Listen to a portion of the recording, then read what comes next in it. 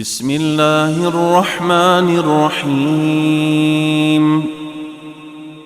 يسبح لله ما في السماوات وما في الأرض له الملك وله الحمد وهو على كل شيء قدير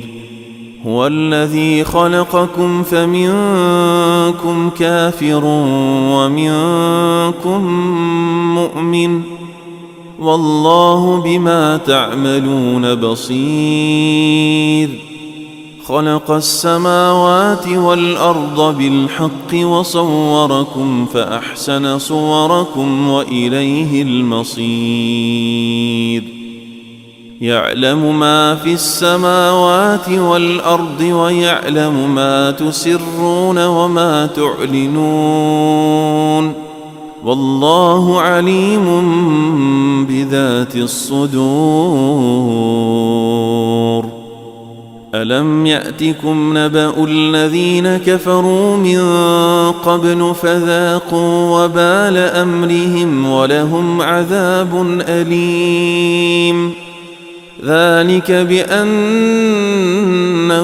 كانت تأتيهم رسلهم بالبينات فقالوا أبشر يهدوننا فكفروا وتولوا واستغنى الله والله غني حميد زعم الذين كفروا أن لن يبعثوا قل بلى وربي لتبعثن ثم لتنبؤن بما عملتم وذلك على الله يسير فآمنوا بالله ورسوله والنور الذي أنزلنا والله بما تعملون خبير يوم يجمعكم ليوم الجمع ذلك يوم التغابن ومن يؤمن بالله ويعمل صالحا يكفر عنه سيئاته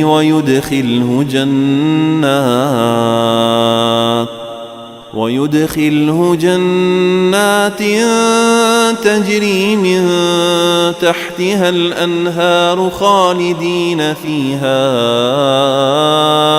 أبدا ذلك الفوز العظيم والذين كفروا وكذبوا بآياتنا أولئك أصحاب النار خالدين فيها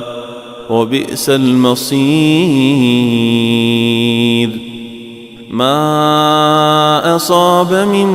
مصيبة إلا بإذن الله ومن يؤمن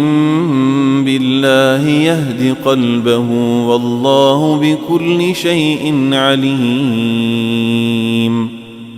وأطيعوا الله وأطيعوا الرسول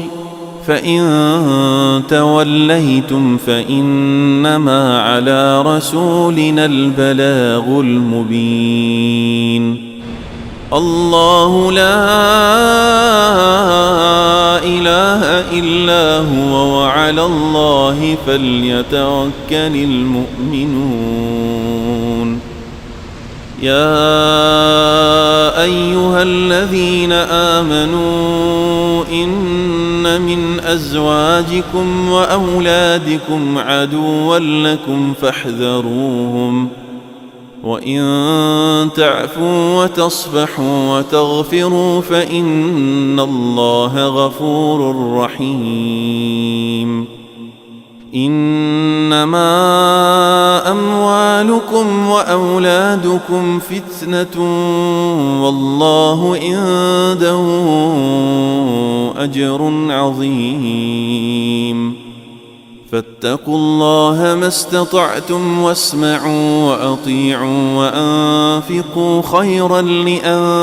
لأنفسكم ومن يوق شح نفسه فأولئك هم المفلحون إن تقرضوا الله قرضا حسنا يضاعفه لكم ويغفر لكم والله شكور حليم عالم الغيب والشهادة العزيز الحكيم